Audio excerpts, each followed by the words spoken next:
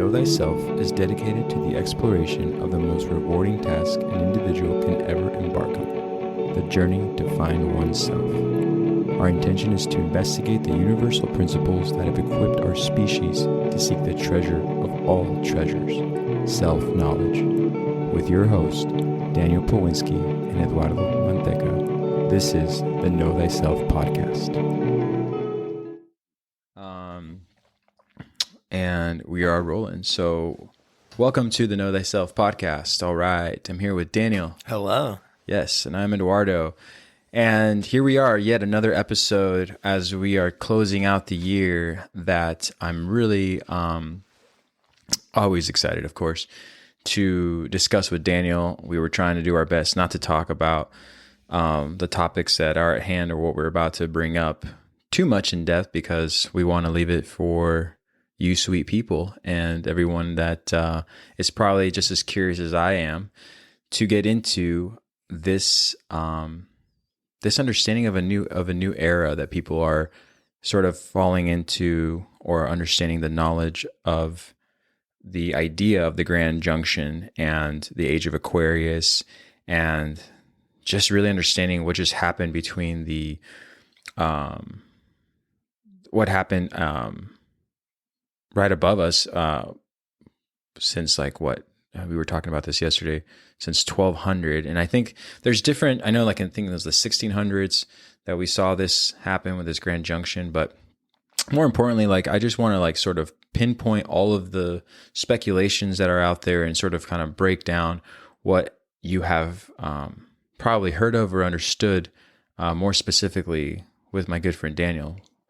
So I'll definitely, I know I'm doing a terrible job introducing this topic today, but the reason why is there's so much that I've been wanting to cover with this, and it's exciting that we've had a great understanding of the planets and their correspondence. And so I think we'll probably go there a little bit and sort of bring up what this means in regards to these three topics that we're going to bring up today. And those three topics I'm trying to talk about right now, I should just get to that really quick, are the Age of Aquarius and what it truly means, and what it really entails, and what's going on and what will be going on for the next 2,000 plus years, right? Mm-hmm, right. And then we have the Grand Conjunction that a lot of people have read about, and understanding what the star in the sky represents, or the Star of Bethlehem that we've heard of before in Matthew. And so, yeah, man, let's just kind of get into it so I don't have to butcher this up anymore. And talk about the Age of Aquarius first, and then roll into the Grand Conjunction, or just do them both at the same time, however you want. But you got it. Take it away, my friend. Yeah, no, man, I love that introduction, because you're right. It's a hard thing to kind of put your finger on. Even when we were kind of just breaking down, we were just having coffee downstairs prior to this, and even our conversation was kind of all over the place because there's so much information to kind of be discussing. But the first thing we do want to kind of uncover and kind of look at is, we do have this really exciting thing that just happened with this Grand Conjunction, and that was Saturn and Jupiter being in 0 degrees Aquarius, and they're going to have this conjunction, and that's just this coming together, right? So we have that aspect, and that happens in the sign of Aquarius. So what that does is it is going to start this cycle, this 20-year cycle of Saturn being in Aquarius. So we have this transition, and we have this new energy that's available. But really, this Age of Aquarius is a bigger cycle behind the scenes, okay? Because as humanity, through the precession of the Equinoxes, we are moving into the Age of Aquarius as well. So we've kind of been in this transition period, and we've moved from Pisces, the Age of Pisces, into this Age of Aquarius. So really what this Grand Conjunction is going to state is, some people felt like this is the start of the Age of Aquarius, and some people feel like this is kind of the continual steps and evolution into the Age of Aquarius. But it's kind of like a marking point. It's kind of like a mark on the map of that transition from Pisces to Aquarius. Okay, so other people talk about this this time in the 1960s, when all 7 of the visible planets were visible in the sign of Aquarius. Okay, so now we have another really big happening with the sign of Aquarius, and that's just going to kind of help push in this astrological age. And that astrological age is the bigger cycle. And that's really what we're moving forward to. And what we're going to be doing with Saturn at this time is really this 20 years is kind of setting up the foundation of the Age of Aquarius. That's why it's very important for us to turn online, for us to really start manifesting love and consciousness, because we are setting up the foundation of a new astrological age. So we have a lot of responsibility at this time. And so you need that discipline from you Saturn, have that discipline, but you also have that expansion. So you really have this handshake between father and son, right? This is Kronos and Zeus coming together to work together. And it's just a really, really powerful time because you can kind of expand the boundaries and set up new boundaries, right? Which is going to be really important because we are setting up the foundations of this new coming age. And Age of Aquarius it's a dramatic shift from the Age of Pisces. So really, when we're talking about these procession of these equinoxes, these are the big cycles. You call it a Great Platonic Year, and it's about 2,165 years. And this is when you have the rising of new prophets. This is when new ideas and experiences get imprinted into consciousness, so we can express them and experience them. Okay, so the responsibility is truly in our hands right now to like take that energy, that mental energy, and like really expand on it, right? For the generations that are to come. Right. And especially, and that's what Jupiter is really nice, because remember, Jupiter is that higher thinking energy. It's that philosophic energy, right? And then within this Age of Aquarius, this is really important because this Age of Aquarius is all about networks. It's all about communication. It's about technology. Again, it's a really, really powerful time for us to really utilize these tools and these skills that we've gathered over these last astrological ages. And this now kind of comes down to, well, what's man going to do with it? Right. Are we going to make a communal energy or like find a way to... we going to come together as one, or are we going to, blow each other up to like one left kind of thing, And again, that's why the sign of the Aquarius is the only sign that's a man. So it's really, again, we're not saying that this is going to be focused on men, but it's going to be focused on that masculine protruding energy outward, right? So we have like signs like Virgo. When we're in those astrological ages, it's going to be more internal. It's more feminine. This is going to be more of a masculine energy that's kind of going out and connecting networks, connecting communication, and seeing if we could use this tool like technology and the internet for the expansion and the betterment of humanity and consciousness. One thing that I remember you saying clearly a lot was the net side. We talked about the Messiah, but like I remember you bringing up the net side because of what was to come and what's already happening with the Age of Aquarius. But I remember you saying this, and I was like, oh yeah, I can't wait to elaborate more on that. But if you don't mind, that's what you're talking about, right? Exactly. Just like really, because what have we kind of learned from this? So Jesus and the prophets of the Age of Aquarius really showed us, you take the enlightenment that the Buddha taught us how to do, and you bring it outwards, right? And it's all about, communal, and it's why that Jesus's heart is always 3D and Mary's heart is always 3D, because it's taking that enlightenment through the heart and sharing consciousness with everybody. So what that showed us is that we are creators. Okay, so we didn't need another prophet to come to show us natural law, because natural law is now available to us, right? What we needed to do was connect all these single versions of consciousness into a global consciousness, okay? And that's for the consciousness of the expansion of love, not this like what we're seeing the social engineers try to do of like this one world tyrannical government, right? With one currency and things like that. Like you can see how they're trying to divert that energy because they know what's coming. But really what this is about is our network. And that's what the net is. It's the network, and it's us connecting with everybody so our voices can reach. Because our voices reach. We've got listeners in countries that are like we would never even dream of being able to visit, right? There's all over the world, and that's part of it. So this internet really is. It's this ultimate tool of what are we going to do with it, because it is the prophet of the Age of Aquarius. I do believe it's the Messiah. And, we can have unlimited information. We could have unlimited communication. We could have, ability just to take care of all through this aspect. Absolutely. But are we going to use it for, people addiction to like pornography and like, like lower level things or individual pleasures? It's interesting how at our fingertips, we've had something for quite some time now, but really we've only utilized it to serve, that lower ego, rather than like expansion on a social network that we could, for the greater good of all mankind. Instead, it's more like, well, what can I do for me with these tools that have been given to me, which is why they're free. It's like people sometimes realize like, oh, this is a great era to live in right now. You can advertise yourself basically for free in any way you want. But I'm like, yeah, but that's the trick there. You're advertising yourself. Like, you're not really expanding on like how this could sort of widen the spectrum for everybody to benefit from. Instead, it's just like me, I. And I think we're kind of just like leaving that behind, hopefully, with the leaving the I and turning it into the we. Well, and what I think we're going to see, man, is I think it's going to be harder for people. You see this at like bars, you see this at like sports games, like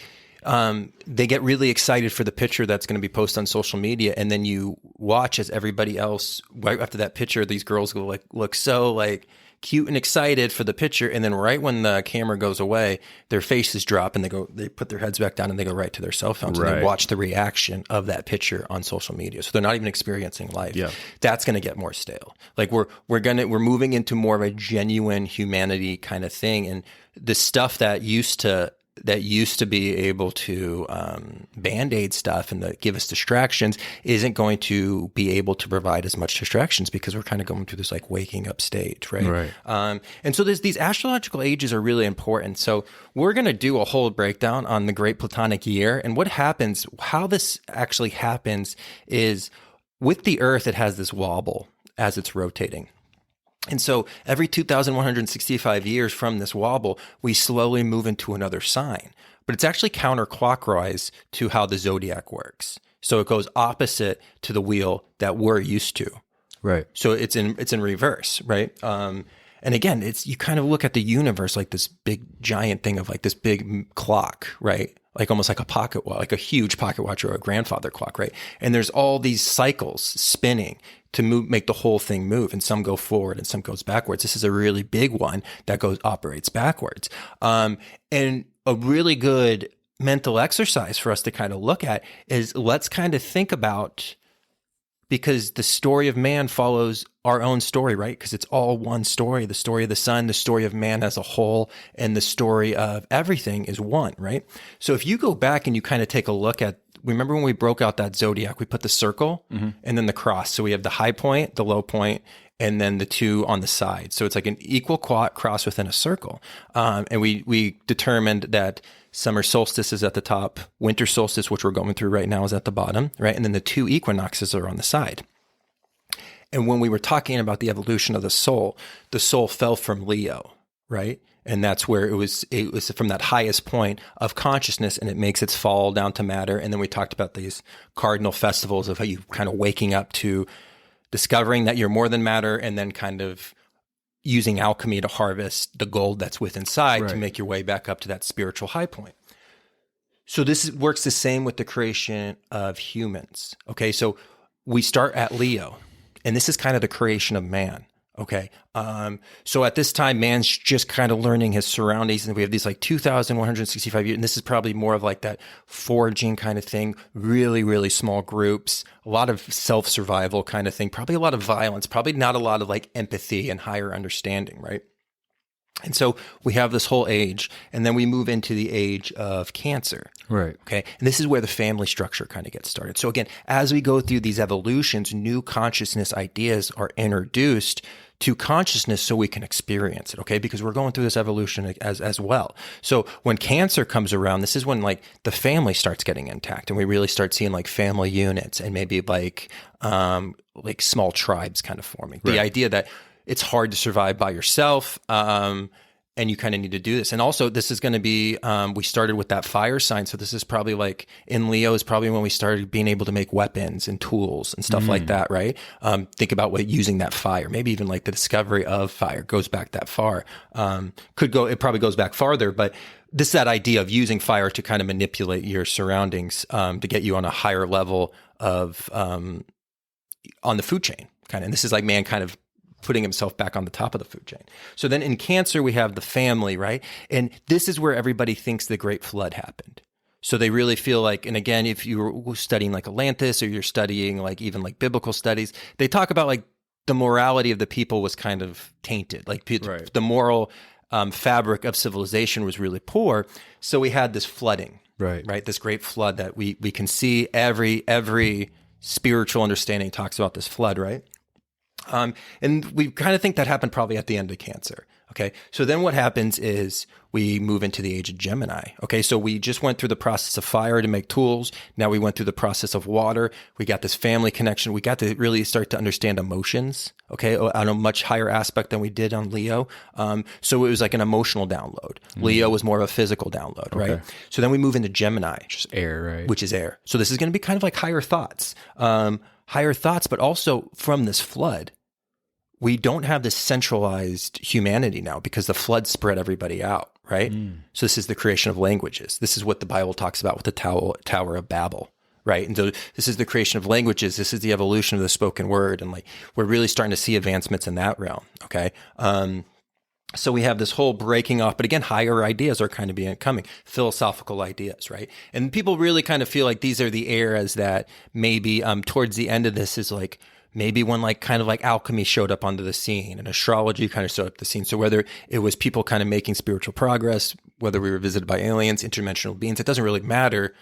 But at some point there was this information that was kind of passed on, right? So for Gemini, we have this air, so higher thoughts. Maybe this is where like this philosophy kind of came from, this understanding. And then from there, after those 2,165 years, we have the age of Taurus, okay? So this is where value systems are kind of created like currency.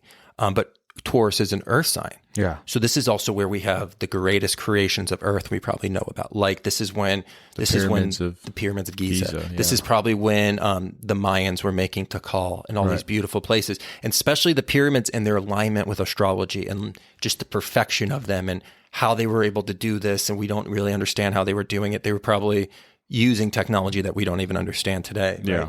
Yeah.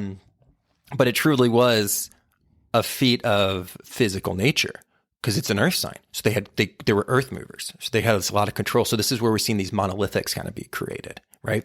So making our way from Taurus. And then this is why in the Bible, when Moses declares like you're worshiping the calf, like you're worshiping the cow, it's because he's moving out of the age of Taurus into the age of Aries. Okay. And then we're back to the fire sign. Okay. And this is like a really pure, hot breathing fire sign. So if Leo is kind of like more of a consistent heat, Aries is more of like a hay fire, burns really hot, really fast, right? And so in Aries, again, it's that ram. This is like where we kind of see these civilizations that were made beautiful civilizations in Taurus now start looking across the seas and being like, well, you know what? We could use that land. Let's conquer. Yeah. So again, it's that hot fire energy. It's that conquering energy. It's that ram energy. It's that Aries feeling. That's why Moses has the ram staff, because he's marking in the age of ram. Okay. So again, this is all part of the evolution of consciousness. So then this last era that we're just leaving now, we enter the age of the Pisces, right? And this is another water sign. So we're back into water. But this is all about duality. Right. And this is where the prophets, like Jesus was the marker of the fisher of men. So he's the mark of the start of the age of the Pisces. Right. And this is, again, we talk about this all the time, but this is why the Jesus fish. Right. And so dealing with that water emotion. And again, we've kind of evolved it and we've kind of made it, it's like a really in-depth thing, but this is also where we had duality from. And this is why we were able to scare people from like, oh, you have to do this to go to heaven or you go to hell. Right. Like it was very left, white, white and black kind of time in this thing. So we have this aspect of duality, but at the same time, we have this evolution of empathy, right? We're always kind of progressing on. So then Age of Pisces is going to kind of come to a close. A lot of different numbers. Some people have it at like the mark of the 1900s. Right. Some people have it in 1965, and some people have it in 2020. Yeah, like right now. Right now in this great conjunction. And again, there's always going to be this transitional period, and that's what we're in. So I kind of really see this as it doesn't really matter. We know we're moving into the Age of Aquarius. You can think that this is the beginning of the Age of Aquarius, or you can think this is just another step to get in there. Right. It really doesn't matter because we know we're experiencing the energies. And again, just like look at when this really started taking off.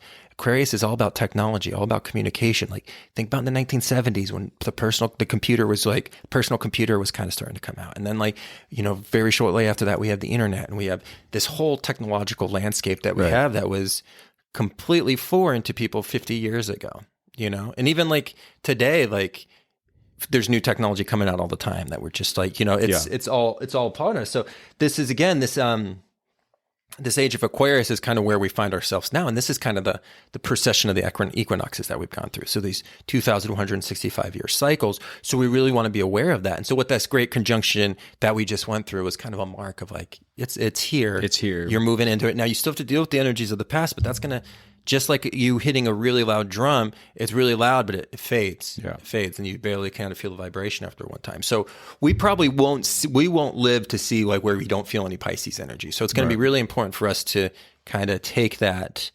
energy and maneuver it correctly through the age of Aquarius. But this is a very important time for us. Absolutely. Yeah. No, I know people say that, or from what I've read, the age of Aquarius could have started even in the 60s, where we just decided to take over, to take what was ours in the first place, which is Earth, us being beings of Earth, and taking rightfully what was ours in the first place, which is why, you had all the ways of defining an individual back then in the 60s was just, a tree hugger of some sorts. But it's like really just coming into tune with like, what is here that we step on that is actually rightfully ours to be shared with. And then it got separated again. So I feel like it does go all the way back then. It didn't just happen a couple of days ago with the winter solstice. You know what I mean? It has begun over time. It's just, our concept of time is just so obscured that we think like, it's now or it wasn't, it wasn't before. It's like, no, it's a gradual thing. Exactly. That's moving slowly. And you can almost think of these astrological energies of these cycles as like a blooming flower. So we're just kind of, that conjunction was just like the bud kind of opening up, and it's really going to kind of take 20 years for Saturn to make it wait for that one flower to bloom. And then it's going to take 2,165 years for the bigger flower to bloom. Right. But that's how you really want to kind of delve into these energies. And that's why we weren't so worried about getting this out before the grand conjunction. Because again, like, great time to be manifesting, great time for meditation. Because again, it aligned perfectly with the winter solstice. Like it was just so astrologically perfect. That when there's no such thing as a coincidence when it comes to the stars. And so when you have those synchronicities, the universe is trying to kind of tell you something and kind of wake you up to something. And it's exactly what we're seeing. And we are going to see this new energy, and we're going to start to feel it, and especially we were kind of talking about it earlier, but the more online you are, the more you're going to experience this. Right. But if you're completely dead and you're just the walking dead, like we see, they're not going to notice these shifts. Right. They're not going to feel it. You know what I mean? It's that connecting your spinal cord with the above and the below. We know that there's the spinal cord of God that's kind of running up behind us. And this is the this is that Kundalini energy that's really being generated by our universe right now, is this Aquarian energy. So the more you tap into it, you're going to go with the flow rather against it. Right. I mean, I always like your analogy. So when we talk about like the whole is greater than the sum of its parts, I always think about the analogy of the ocean being such a vast reflection of, say, the universe, and individual droplets of either rain, or just even if you were to scoop up a little cup of that water, you can analyze it on a microscopic level, but it doesn't mean it didn't happen in the macroscopic level. And so I think it's interesting that you can either hold that cup of water in your hand and just like try to analyze it and break it down and tell people around you like, no, I know where this came from, and I know what it is, and I know what substances are within this water, but just open your mind and your heart that it's part of the greater ocean of consciousness, or ocean of expansion, or of a reflection of the universe. And I think that's where people are either left behind, or they just, put their guard down and realize like, oh, you're right. Like this is all part, like your glass is the same as my glass. You know what I mean? And I think that's something people are very, could be very susceptible to right now, or be very open to right now. And I think if you want to, though, you can stick to just holding that single glass in your hand and just, making sure your glass doesn't spill over. Yeah. Married to your merits, like, or just being like, stuck in that one place. And I think it's an important time to sort of like open up. Yeah. And see what more there is see what more is going on. Yeah, man, I kind of think this age of Aquarius with this networking, and again, Aquarius kind of represents a lot of aspects too, like aspirations, higher aspirations, because again, it's an air sign. So we have these higher aspirations that we want to create for the shared reality, right? Friendship, awareness, true sciences, not the sciences that get packaged to us and presented to us by, universities through the grant system, where only certain things get studied and we ignore a huge field of sciences, right? Or we make sure it fits our conclusion for us to publish it. So true science, awakening, knowledge, but friendship is ruled by Aquarius. And you know this from Aquarians. They're usually and again, Aquarius is usually when you kind of personally meet them, because it's the sign of the man, there's a lot of distinctions within Aquarius. So you can meet so many different kinds of Aquariuses. So if you can't put your finger on somebody sometimes and they're like, guess my sign, just kind of guess Aquarius. You have a good guess. It's a good estimate. They probably either Aquarius sun or a moon or rising, right? Because they are kind of hard to put your finger on. But Aquarians are very good at friendship, and they see the best in a lot of people, and they've got that higher aspect, that higher ideal, and that air aspect to kind of be above the situation. And maybe people could get bitter with other people, but this person could be like, kind of still see the good in somebody, or just kind of, oh no, I like this person for this aspect, and they can find the best out of people. And they kind of want to include people together. So this idea of friendship is really important, because when you were talking about the water, we kind of went through this age of Pisces, this age of duality, which is this like internal struggle. And really what we're looking to do right now is, complete our own pieces, go through this alchemical process, get gold, and then work together as a community to put all these pieces together to make this beautiful picture. Right? And that's what the Age of Aquarius is about. This is why we have communication. This is why we have the internet. It's all about going online and then connecting online and getting everybody else online. Right. Because we know, for us to move forward, humanity needs to take those huge steps, and you can see even the sign of Aquarius. He's the water bearer. So he's able to collect that sacred feminine, that divine energy of that water, of the internal mother, and he's pouring it on civilization. Right. And we can do that. We can collect it at this point and actually share this, not only intuition, not only emotional IQ and intelligence, but also divine understanding, right. Kind of the story of Isis, the protector of the mother and the children, and the secret teachings. Absolutely. Right? Sharing that knowledge. So we just have this very interesting aspect. And this is kind of where the story of Prometheus even comes from, because he was bringing to the fire, and that was really important, bringing the fire down. But also the Age of Aquarius is almost like bringing the universal sacredness down as well. Right. Making it rain. Yeah. Well, and I love that, man.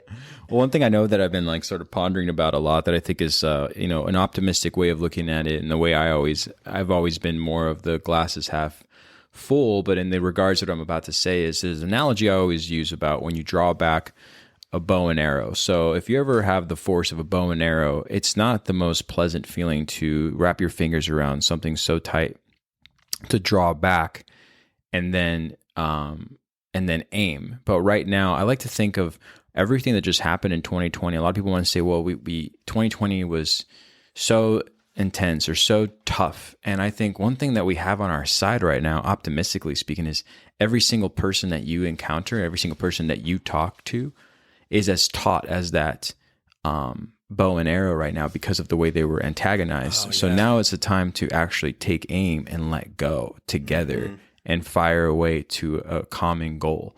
And I think that's where they kind of, the social engineers that we talk about on this podcast, they kind of did shoot themselves in the foot in one way, because they did unify us, even though it's a unification out of darkness, that you can actually invert it and be like, all right, well, we're all in agreement that this was bad, or this made me feel this way together. So how do we like rise as one out of that? So it's kind of like they, in my opinion, they sort of shot themselves a little bit in the foot there, because if we allow it, we will be able to rise from that as one. So no one was not touched from it. Everyone's just going to be like, wait a minute, like what just happened was bull. And it's like, oh, I agree with you and I agree with you. It's like, hey, are we all agreeing on one thing right now? Well, this is good. So hopefully we can take it that way before we get steered in another direction, which is probably what's going to happen. And it happens time and time. It's not just now in modern days with social engineers. They understand that the collective consciousness is the most powerful thing. And the best way to separate unified forces to just like instill fear and, just keep everyone compartmentalized. Oh, perfect, man. So, dude, I love the analogy you put about the bow and arrow too, because one, again, it represents Sagittarius, which is Jupiter, right? In this sign. And I think that's a perfect energy. And the idea of, we have this bow and arrow pulled back right now. And what they want us to do is point it at our enemy, right? Whether it's a political enemy, whether it's the social enemy, whether it's through this victimhood that they're trying to implant in everybody's brains. They're having it point us at each other. But really what we should do is we all unify, need to point that up to the stars and shoot for, really what we want to accomplish in this new era. Absolutely. Not be shooting at each other. And I think that's just a perfect way to kind of look at that, because Jupiter energy and that Sagittarius energy, again, we're kind of talking about the big cycle more, but to kind of focus in on that grand conjunction and the star of Bethlehem, right? Which was, last time it was visible in a conjunction like this was 1226, because I think in the 1600s this happened again, but it was behind the sun, so you couldn't visibly see it. Yeah. So last time we even saw something quite like this was 1226. But really what this is, this kind of coming together, anytime these two have a conjunction, it's the coming together of the father Kronos and Zeus the sun, right? And again, we remember about Jupiter. Jupiter is just a benefic planet. It just wants to help you out, right? There's really not a lot of negativity to Jupiter other than maybe overindulgence or something like that, right? Where Saturn's very harsh. It's a malefic planet, right? And it's kind of lessens boundaries and stuff like that. So we really have lightness versus darkness in the situation. Because even compared to like Jupiter and the sun is the life-giving electromagnetic power of the world, of our universe, but it will also burn you, right? If you're in the desert, you're going to die. The sun will kill you. Right. You know what I mean? Jupiter doesn't have that bone in his body, right? It's just like good energy, right? So again, we almost have, in Hinduism, we have the shaking hands of Krishna and Shiva, right? The beginning and the end, the light and the darkness. Right. And that aspect that's kind of coming on right now is just this coming together. The Star of Bethlehem is really kind of moving forward with that, like, how do we utilize these two energies that are very abundant and conjunct, so benefiting each other at this point? How do we kind of make that happen and absolutely collapse these waves that we need to collapse? Like you're talking about, to, again, invert the energy of the social engineers. Well, we need to be, speaking of the Star of Bethlehem, we need to be the Majas, the magicians, which is where magic really kind of comes from, the word. I know that, but if you don't know what the Magi's are, and I'm not pronouncing that correctly. Yeah, so, Magi, you got it. Yeah. They were the key in aiding, the greater powers of their time, according to these correspondence or these natural laws that we talk about, and what's going on astrologically. And the Magi's that we're talking about that most people are familiar with are the three wise men that came and found, the Messiah underneath the Star of Bethlehem that we're talking about right now. So I think like we need to just realize that we can all be these wise men that are, flowing and following in conjunction with this idea, and actually unifying as one in that regard. But what I was going to say in regards to the drawing of the arrow is, I love that what you just said. Like we need to point it up to the sky and maybe even hit the sun, not to destroy the sun, but to take just the small particles that will rain from the, the impact to fall back down to earth onto us. I mean, the sun's a star, right? You know exactly. what I mean? Absolutely. So, no, I mean, we go back to where we came, and that's how we do it. And, the beautiful thing about the Magi's and the story about the Magi's is you're right, because that does kind of represent the astrological sciences, the Hermetic arts, right? Alchemy, astrology. And we are these three Magi's. And we have to remember that we're going on this journey of learning these Hermetic practices so we could see the birth of Christ within. Yes. Well because said, we're the Magi's going on that journey within. Awesome. And that's why they're the three levels of the brain, right? The neocortex, the limbic system, and the art complex. The Magi's are going to represent that. They're going to represent those three elements we talked about in alchemy last week with the sulfur, right, the mercury, and the salt, right? So these are the aspects we need to be. We need to use these astrological sciences to discover the Christ consciousness that's buried within, and that's what we're going to uncover, and that's what we're going to kind of expose, and that's what we're going to spread out to the expansion of consciousness. Wow. Yeah.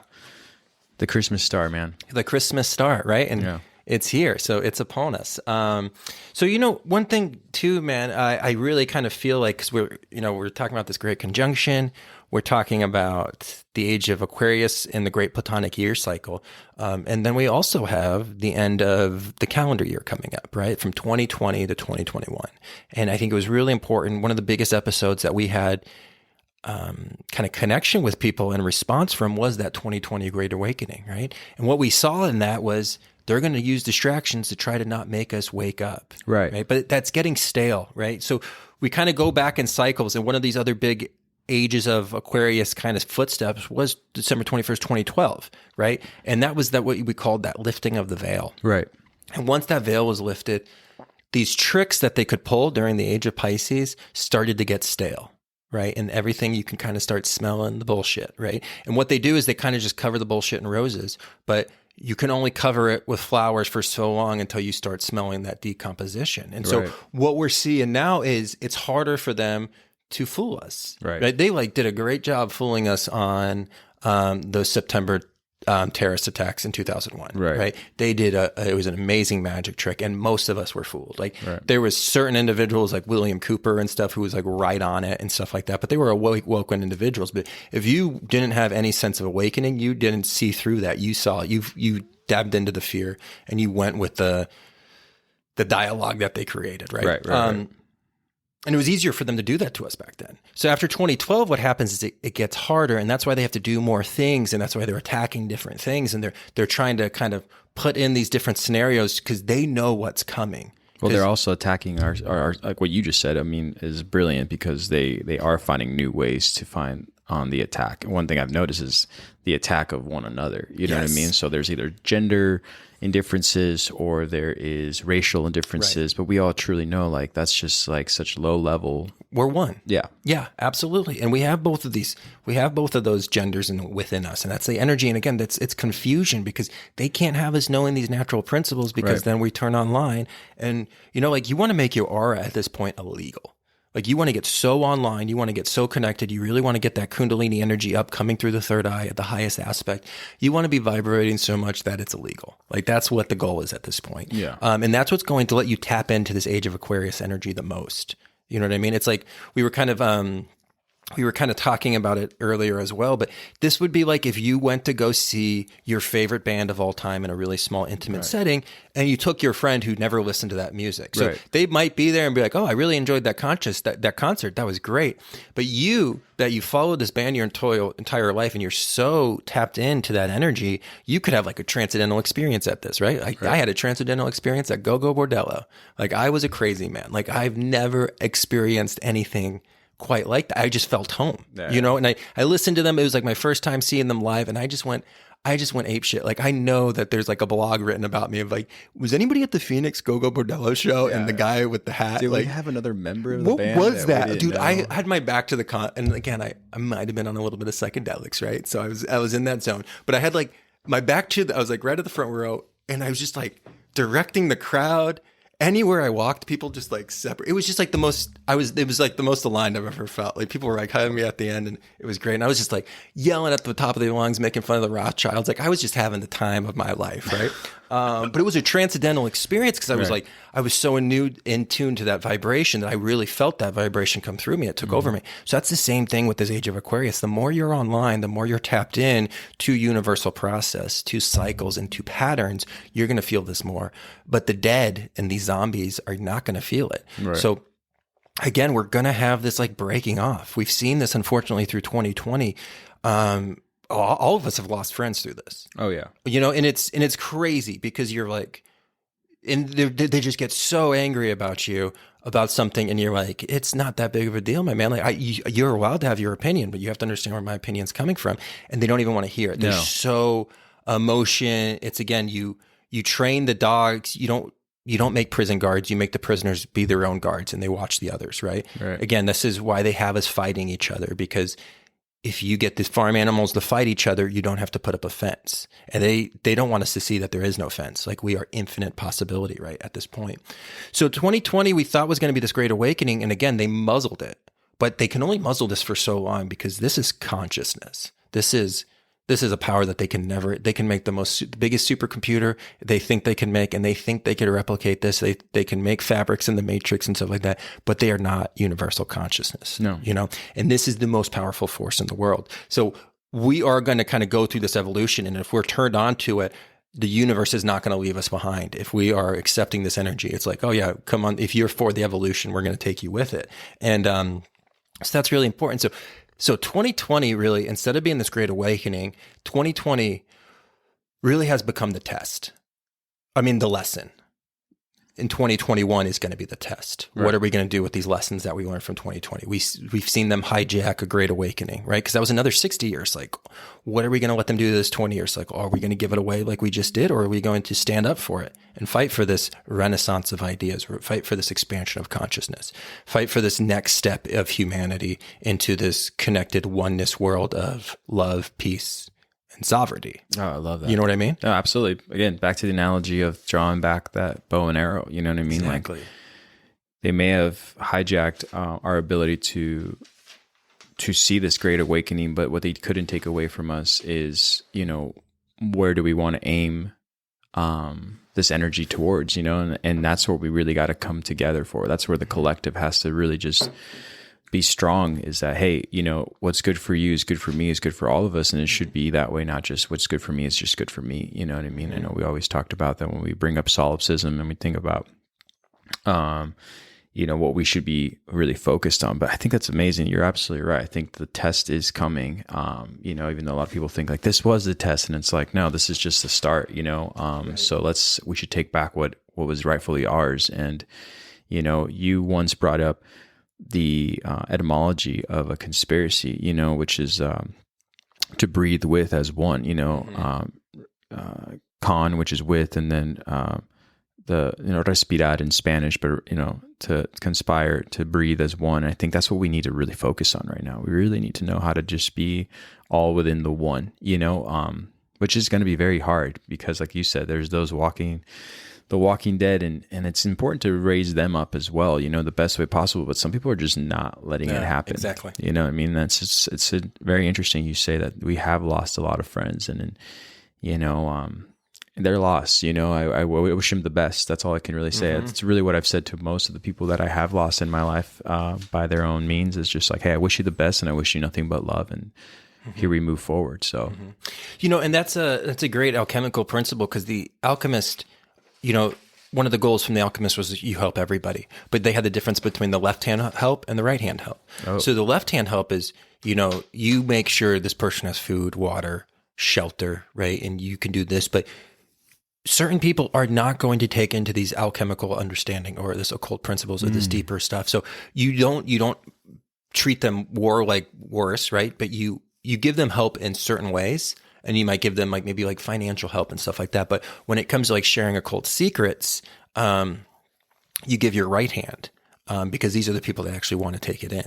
You know what I mean? And because you don't want to put yourself out there and then be depleted because you're teaching 150 people that don't care about it, and you missed out on that one person who, you know, had the energy to take it on. Oh man, I got to put you on the spot right now though. You are so good at that though, man. I am not good at that. So like, I am very passionate. I am very, very passionate. And Daniel, since I've known him, we will sit with a group of people outside, and I'm like looking to him to be like, hey, fill in the blanks for this individual. But what I've seen in your eyes is like, dude, they're not really wanting to take the information. Like, I'm not going to spend my energy on someone who's just not wanting to open their ears and heart to something where I'm like, no, this is righteous, and it lies within truth. Like, listen to what I have to say. And I'm like, why am I spending so much of this energy? Before then, you know, I know it. I'm like depleted of my own energy because I was trying to really convince 150 people when there was only just one person who was like, hey, I'm willing to listen a little bit of what you have to say. So, yeah, man, I really always appreciate your understanding of that. Yeah. And you know this through conversation, man, it's depleting when it becomes one-sided. Right. And so like when you start explaining this to somebody who's interested in it, you feel energy from it because they're pushing energy back into it, but you do deplete yourself when you're trying to tell like 15 bros at a party with beer pong about, you know, universal consciousness and the evolution of consciousness. Like, it's going to fall on deaf ears. Now, again, if you maybe could get one of those guys to the side when he's like a little drunk and he's like crying about something, you'd be like, let me tell you about something, buddy. You're a star. And he'd be like, I am. And I'm like, you sure are, my guy. But yeah, of course, man. Like, it's stuff. And again, always use your best judgment on that. And I always will fall in the aim of reason. I would rather share with somebody who doesn't want to hear it than not share with somebody who needed to hear it. So I do overstep my boundaries very often. You just talk to my family about it. They're like, oh my gosh, just shut up, man. Like, we're just having dinner and you're bringing this up. But yeah, it's just important. Like, you don't if you give your heart to everybody, fully uncovered, it's going to get punctured. So you do protect that. You use that divine masculine to kind of protect that sacred feminine until we get to that point in the evolution of consciousness where we all can kind of just wear our hearts on our chest, but we're not in that stage right now. But again, anybody who listens to this podcast, like we share a heart, you know what I mean? And anybody who follows, like all this community, we're not talking about this community because I would love to chat and hear all your guys' information and just like, again, we always talk about if we could just all hang out, it would be the coolest thing in the world. The greatest party. It would be the greatest party of all time, man. So,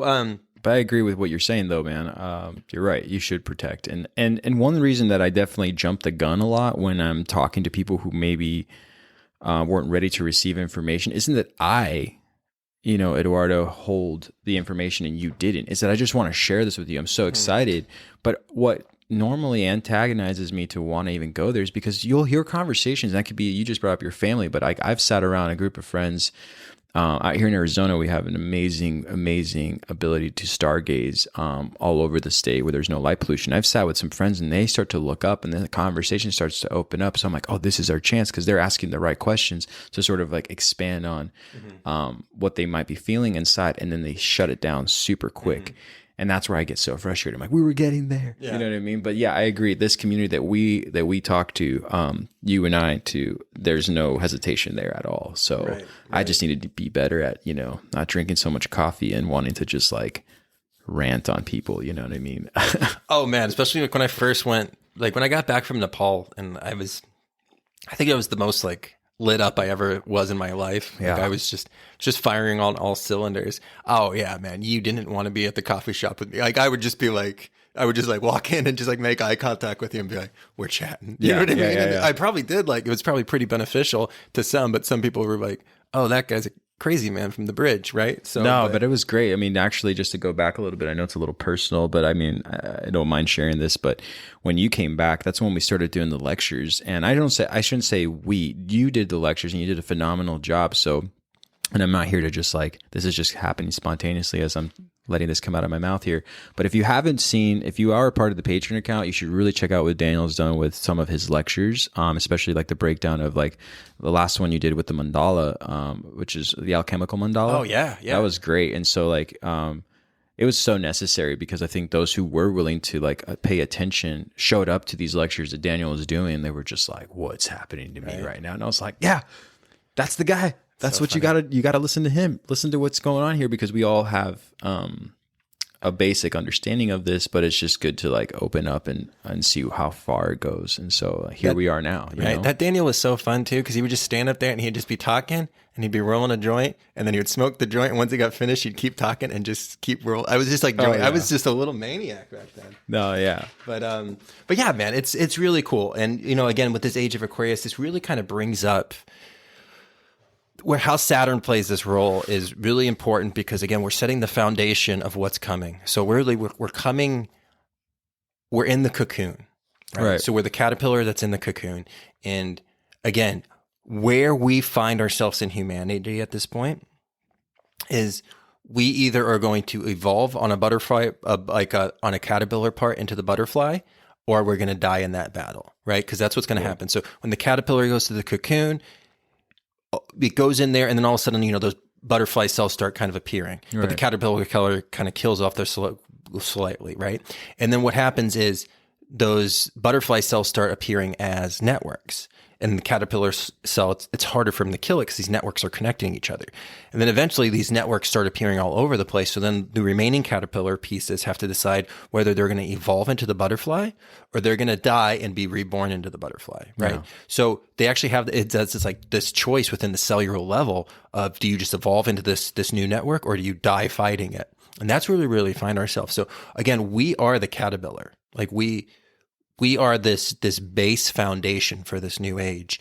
These next generations that are coming are going to be the wings. So we have to make a sacrifice and we have to create a moral structure, a moral code, because morality has gone out the window. We need to create a moral, ethical universe so we can actually develop these wings, because we can't even perceive the heights we can reach or the beauty we can reach. We don't even understand really what the butterfly is going to look like. We just know intuitively that there's something better that's coming. And that's the role of the caterpillar. And that's the role that we find ourselves in. So it's so important that we utilize this time correctly so we could give birth to the butterfly wings. Like, we're not going to be the butterfly wings. None of us alive are going to be on the butterfly's wings, but we're going to be part of that structure to make those wings express themselves. Does that make sense? Oh yeah. Beautiful. Okay. So yeah, that's where we find ourselves in this 2020 time.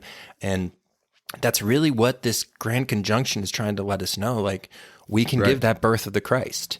We can make this happen, and we can really do something special in this age to make this happen. So it all kind of comes down to that. You know, what are we going to do with the Shiva? The Shiva, that energy right now, that Zeus and Kronos. Yeah, the father and the son, as you mentioned. You know, exactly. Yeah. So I couldn't agree more with you, man. I think it's super important to sort of put that message out there, and we'll continue to do that, you know, throughout the year. So we're excited because part of that cocoon is already happening here with our own network. And again, it's never been about us. It's just been about letting other individuals who are ready to receive such information like we want to receive come together, you know, under one unified platform. And yeah, man. Yeah, no, man, I couldn't agree more. You know, it's, again, the more we go online at this moment, the more we can kind of transcend this problem. And again, you know, the only way to get around a problem is to go through it. And that's what we really need to do in this 2020. So we know that this was coming, you know, and we really just need to really kind of raise that vibration, that frequency, and kind of to remember that, you know, your only allegiance is to the universe, and the connection to your higher self, and the expansion of universal love. So those are like your only things: your allegiance to the universe, your higher self, and the expansion of this universal love. And that's so important. And, you know, one thing that I kind of want to touch on, because I had this amazing experience this week of going to a sound healing. Oh, right. Yeah, and it was a really amazing place. And it was cool. It was kind of like speakeasy status because we're not allowed to like meet in groups right now. So it was at the back door of this like warehouse. It was really cool done. And the person who did the sound healing was just amazing, right? The noises she made, it was Johnny, who's like the house herbalist at Know Thyself podcast. And he's going to really break down some herbs, and he's creating some amazing soaps right now for us. Johnny's the man. Johnny is the coolest man in the world. He's my mom's favorite person. Like, if I come up, like if I go to my house, she just like looks behind me and she's like, oh, like Johnny's not here. I'm like, no, Mom, Johnny's not here. She's like, oh, okay, well, how are you? I believe that. Oh, he's the best, man.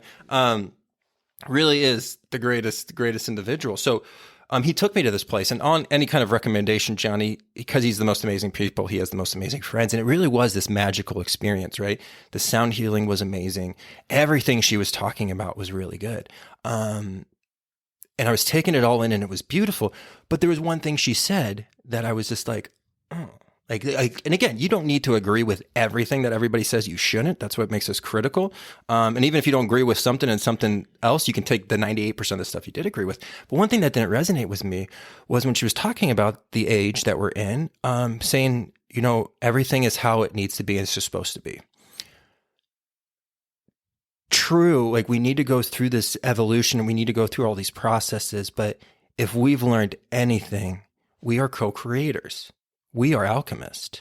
We have the ability to bury this lead under pressure and create gold. So this situation that we find ourselves in this world with the fear, the child trafficking, the war, the carnage, that is not the universe expressing itself. This is us not seeing who we are. Right. Right. So we are co-creators. We are not just spectators on this. We are creators. And that's one thing the New Age community needs to see. Like, this is not okay what's happening. This is not okay what's happening to children. For one child to go through this trauma that these 800,000 kids that are disappearing happen to, that's one child too many. Yeah. Like, everything that's happening in this world is unacceptable in universal consciousness and with natural law. And the only reason why it's expressing itself is because we don't understand natural law. But as soon as we know natural law and we understand our higher selves, this stuff will dissipate. Again, so we did have to go through this evolution, but it is a irresponsibility to say this is how it's supposed to be, because that's you're taking power away of the consciousness. You're taking part of the way of the aggregate. Like, as soon as we start vibrating higher thoughts, higher emotions, higher actions, we will give birth to this. And that's really what this grand conjunction is. It's a birthing, right? It's the birthing of that Christ star. It's that Bethlehem. So you're really kind of making this constricting period that we just went through, which was 2020, to go through this birth canal. But you need to wake up to understand that we are co-creators. We are the alchemists. We will turn this lead into gold, but we have to do it with our free will decisions. And we have to do it as this unified consciousness. So be very skeptical when people say everything is how it's supposed to be, because they're taking out the aspect of you. Right. And you are the most powerful. I am, and that's it. So we have to turn online. We have to raise our consciousness. We have to expand the expansion of love and light so we can transcend the situation. Absolutely. Right. But we can't just say it's a cycle that we're going to have to work through or throw up our hands. Well, it's funny because there's always the conflict or the hypocrisy that comes from the idea that we are part of the universe, but then we separate ourselves from that thought when we say, well, it's all happening the way it should. It's like, no, but if you are part of the universe and you have part of the cause and the effect, so if you're not, playing the game, if you're not being a part of it, then you can't also say, well, the universe did this. It's like, no, you are the universe within the universe. So like you are a key player in this as well. You know what I mean? You can't just let it go by. You can't just let it pass by. You have to take a hold of it and have to take it to where it needs to go, where you want to see it to go. You know what I mean? That's another thing people use often, it's like be the change that you want to see in the world, but it's like to actually do it is very difficult, but it starts with the first step and it's you. It's you. Exactly. So yeah. No, 100%, man. It's such an exciting time to be alive that we find ourselves. Oh, I know. Very exciting time. So, but yeah, I hope that was, I know that was a lot to digest, but, I'm so thrilled for what's to come. And I really do have high hopes for all of us to really take that greater aim. So, yeah. And again, you know what? We had such an amazing 2020 with all of you. This has been an amazing thing because we won't see everybody till after the new year, right? Yep. Yeah. So perfect. So again, happy holidays to everybody. Yes. Happy New Year. And man, let's just take 2021. Let's make this test happen. Exactly. And let's pass the test. Yes. Well, with that being said, until next year.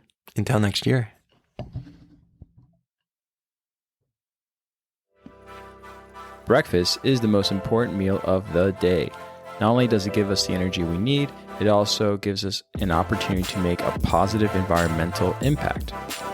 Earthling Food Company originated from the simple truth that what is good for the body is good for the planet.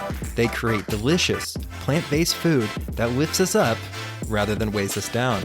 That's right, you will never find preservatives, refined sugar, oil, animal products, gluten, or any other crap that is environmentally destructive. Only the good stuff. Would you like a hearty granola that is both delicious and healthy? What about something with zero cholesterol or an alternative to scrambled eggs? Earthly Food Company has you covered. They are a brand new husband and wife startup, so check back regularly for new products. Greg and Jen have been listeners and supporters of the Know Thyself podcast since our very first episode. We first collected on a philosophical conversation, and then through the conversation learned about this really exciting new project that they were creating, which is a organic, amazing granola that they want to share with all the listeners of our community. Artisan granola and seasoning make a great holiday gift. Visit earthlingfood.company. That's earthlingfood.company. Did you say earthlingfood.company? That's exactly what I said. To order online and use the discount code Know Thyself, that's one word, Know Thyself, for 15% off your purchase. They are also offering free shipping on orders over $70, so order online today. I would do it right now.